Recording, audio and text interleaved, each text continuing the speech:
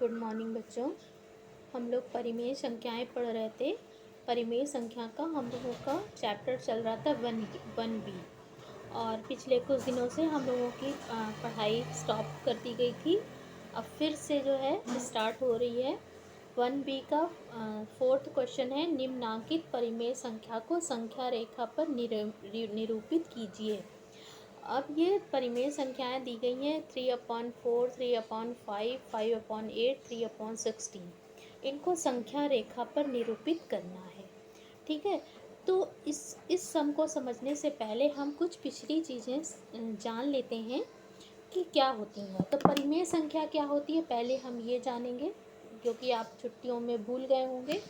परिमेय संख्याएं क्या होती हैं? परिमेय संख्याएं जिनको कि अंश और हर के फॉर्म में लिखा जा सके, ऐसी संख्याएं जिनको P/Q के फॉर्म में लिखा जा सके। ठीक है, अब बात आती है कि P/Q यानी हर और अंश के फॉर्म में तो भिन्न भी होती है। मान लो अगर हमने ये कोई संख्या लिखी है 3/4, अगर हमने कोई संख्या लिखी है तो इसको हम क्या कहते हैं? परिमेय संख्या, यानी ऐसी संख्या है जिनको अंश, ऊपर वाली संख्या क्या कहलाती है? अंश कहलाती है, और नीचे वाली संख्या हर कहलाती है। इनको हम P/Q के फॉर्म में, यानी अगर ऊपर वाली को P माने और नीचे वाली को Q माने, तो हमने इसको P/Q के फॉर्म में लिख दिया। तो अब बात आएगी कि हम इसको भिन्न भी तो कह सकते हैं। हम भिन्न को भी तो अंश और हर के फॉर्म में लिखते हैं, तो इसको हम परिमेय संख्या ही क्यों कहते हैं? तो जो परिमेय संख्या होती है दरअसल वो एक तरह से भिन्न ही होती है, लेकिन जो भिन्न होती है उसको हम क्या है, भिन्न जो हमारी होती है कभी भी निगेटिव नहीं होती। अगर हमारी मान लीजिए कोई संख्या है, ये मान लो ये संख्या जो है ये भिन्न भी है और ये हमारी परिमेय संख्या भी है, दोनों है। लेकिन जो भिन्न होगी वो कभी भी ऋणात्मक नहीं होगी, कभी भी ऋणात्मक नहीं होगी, हमेशा धनात्मक होगी।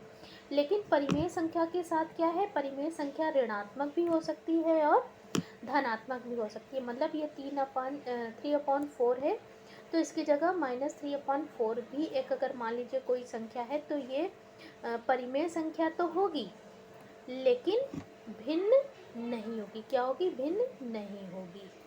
ठीक है, अब हम अब बात आती है कि संख्या रेखा क्या होती है। संख्या रेखा की बात हम करते हैं। संख्या रेखा क्या है कि जैसे मान लीजिए आपके पास कोई ये संख्या रेखा में किसी भी चीज़ को दर्शाने का मतलब ये होता है कि हमारे पास जो भी संख्याएं हैं, जो भी हमारे पास संख्या है उसको एक रेखा के माध्यम से उनको दिखाना। तो अगर ये रेखा है, इसके मध्य में एक हम इसका एक पॉइंट ले लेते हैं 0, जहाँ से हम सब कुछ स्टार्ट करेंगे इस पॉइंट से। इस पॉइंट जहाँ से ये 0 है, मतलब यहाँ पर यहाँ से अगर हम राइट साइड में जाएंगे तो जो भी संख्याएं होंगी वो क्या होंगी? पॉजिटिव होंगी, धनात्मक होंगी। और अगर हम लेफ़्ट साइड में बढ़ते हैं तो इधर की संख्याएं क्या होंगी? ऋणात्मक होंगी, माइनस में होंगी। और अगर हमें किसी भी संख्या को, मान लो हमने कहा कि 2 से 5 तक की संख्या को संख्या रेखा में दिखाइए, तो हम क्या करेंगे? पहले एक ऐसे सीधी रेखा खींचेंगे, उसके मध्य में एक हम लाइन खींचेंगे, उसका नाम देंगे 0। 0 के बाद क्या आएगा? 1 आएगा, 2 आएगा, 3 आएगा, 4 आएगा, ये 5। तो ये 1 2 3 4 5, तो ये हमने दिखा दिया। और अगर हमसे कहा गया कि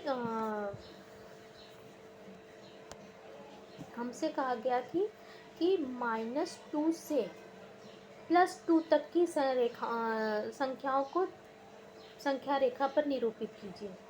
कहाँ से कहाँ तक की? एक -2 से +2 तक की संख्याओं को संख्या रेखा पर निरूपित कीजिए। तो हम क्या करेंगे? यहाँ पर एक 0 लेंगे।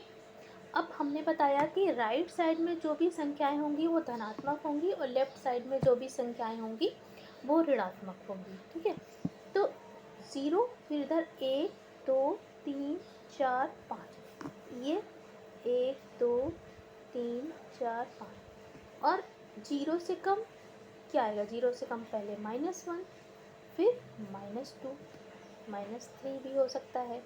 हमसे कहाँ तक कहाँ कह रहे हैं? -2। तो -2 से +2 ये हमारी क्या हो गई? संख्याएं हमने संख्या रेखा पर निरूपित कर दिया।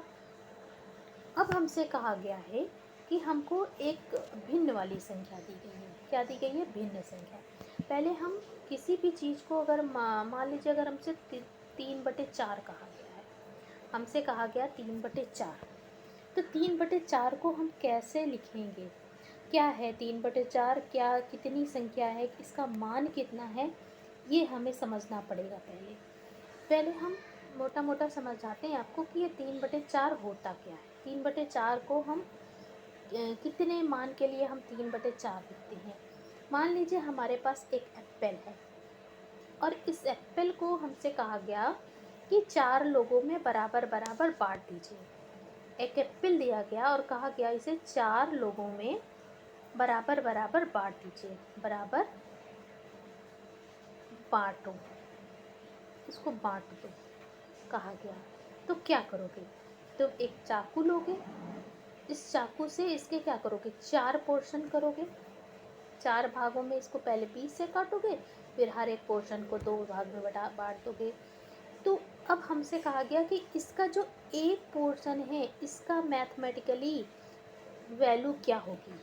इस एक पोर्शन की मैथमेटिकली वैल्यू क्या होगी? तो अब इसको, क्योंकि जब हमारे पास एक एप्पल था तब हम इसको 1 लिखे थे। अब अगर हमसे आधे के लिए कहा जाए तो हम आधा हिंदी में तो ऐसे लिख देंगे आधा, इंग्लिश में लिख देंगे हाफ, हाफ लिख देंगे। लेकिन अगर हमसे कहा जाए कि इसको मैथमेटिकली रिप्रेजेंट करिए आधे को या 1/4 को, तो कैसे रिप्रेजेंट करोगे? आधे को या 1/4 को रिप्रेजेंट करना है मैथमेटिकली, किसी चीज़ को अगर हमने 2 भाग में बांटा गया, तो हमको अगर हिंदी में लिखना है या इंग्लिश में लिखना है तो हम ऐसे लिख देंगे आधा आधा। लेकिन अगर हमको मैथमेटिकली रिप्रेजेंट करना है तो कैसे लिखेंगे? अब तो ये बढ़ गया, इसके हिस्से हिस्से हो गए, इसको बांट दिया गया, तोड़ दिया गया। तो मैथमेटिकली रिप्रेजेंट करने के लिए आधे के लिए हमने क्या लिखते हैं? अगर आधे की बात करें तो हमने इसके कितने हिस्से किए? 2 हिस्से किए। और था कितना? 1। तो जितना था उसको ऊपर लिखेंगे और जितने हिस्से हमने किए थे उसको हमने नीचे लिख देते हैं। तो ये एक पोर्शन की वैल्यू क्या हुई? 1/1/2, 1/2। हम हमारे पास जितनी वस्तु होती है उसको हम ऊपर लिखते हैं और जितने हिस्सों में हमने बांटा है उसको हम नीचे लिख देते हैं। हमने कितने हिस्से में बांटा इस एप्पल को?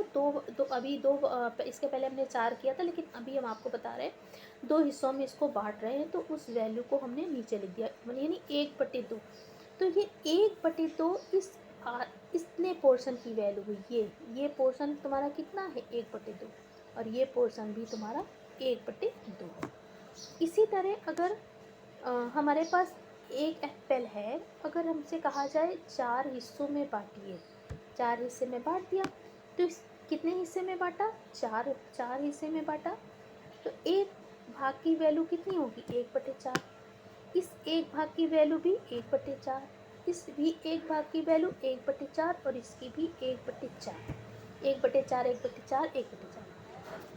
अब देखते हैं कि अब बताते हैं कैसे ये 1/4 सही है तुम्हारा। अगर हम देखें 1/4, दूसरी भी हिस्सा कितना था? 1/4, तीसरा हिस्सा भी 1/4, चौथा वाला भी 1/4। सबके हर क्या है? समान है। ऊपर क्या? 1 2 3 4, 4/4, 4 से 4 कट गया, 1 आ गया। यानी कि पूरा फिर से कितना है? सबको हमने जोड़ दिया, फिर से क्या बन गया? एक एप्पल बन गया, पूरा एक सेब बन गया। ठीक है। इसी तरह आधे वाले के लिए भी हम कर सकते हैं। एक हिस्से की वैल्यू कितनी थी? 1/2। दूसरे वाले की भी वैल्यू कितनी थी? 1/2। दोनों को हर समान है तो ऊपर वाला अंश जोड़ सकते हैं, 2/2। इसको काटे तो ये भी कितना आ गया? 1 आ गया। पूरा एक एप्पल है हमारे पास अगर हम एक दोनों को जोड़ दें। इसी तरह हमसे कहा गया है, क्वेश्चन दिखाते हैं तुमको। ये क्वेश्चन है, हमसे कहा गया कि संख्या रेखा पर 3/4 को दिखाना है। संख्या रेखा पर 3/4 को दिखाना है। ठीक है, तो देखते हैं कैसे दिखाएंगे हम इसको।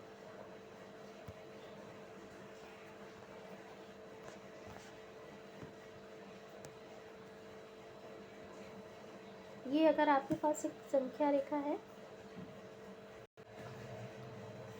हमें संख्या रेखा पर कितना दिखाना है, 3/4 को हमें दिखाना है। कितना दिखाना है, 3/4।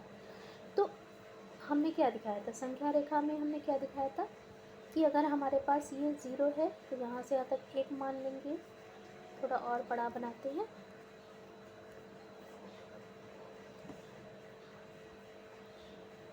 इसको हमने 0 मान लिया और मान लो यहाँ 0 के बाद ये हमारा 1 है। यहाँ से यहाँ तक की जो लेंथ है 1 यूनिट है, मतलब 1 मीटर भी हो सकती है, 1 सेंटीमीटर भी, क्योंकि यहाँ पर मीटर सेंटीमीटर नहीं लिखा है तो हम इसको 1 यूनिट लिख देते हैं। कुछ भी 1 मीटर 1 सेंटीमीटर कुछ भी हो सकती है। यहाँ से यहाँ तक की डिस्टेंस हमारे पास 1 मीटर है। मान लो ये एक नंबर और होंगे। अब यहाँ से यहाँ तक 1 मीटर है, 1 यूनिट है, 1 मीटर 1 सेंटीमीटर कुछ भी हो सकती है। अब क्या है, इस संख्या रेखा को हम 4 भागों में बांट लेंगे। क्या करेंगे, 4 भागों में बांट लेंगे। 1 2 3, कितने भागों में बांट लिया, एक भाग ये हुआ, दूसरा भाग, तीसरा भाग और ये चौथा भाग। इसको हमने 4 भागों में बांट लिया।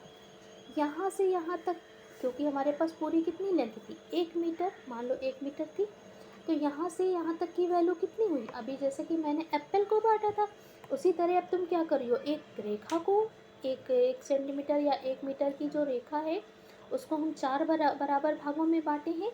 तो एक ये जो भाग है इसकी वैल्यू क्या होगी, कितने भागों में बांटा, 4। तो यहाँ से यहाँ तक की वैल्यू कितनी हुई, 1/4। यहाँ से यहाँ तक की ये वैल्यू कितनी हुई, 1/4। यहाँ से यहाँ तक की वैल्यू 2